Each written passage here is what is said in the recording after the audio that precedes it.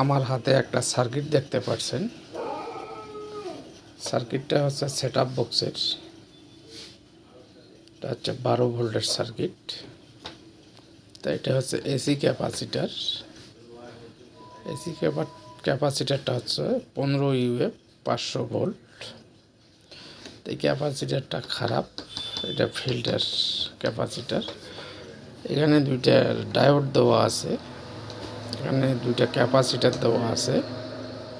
তো এই ক্যাপাসিটারটাও খারাপ, পেছনটা ফুলে গেছে। আপনারা দেখেন,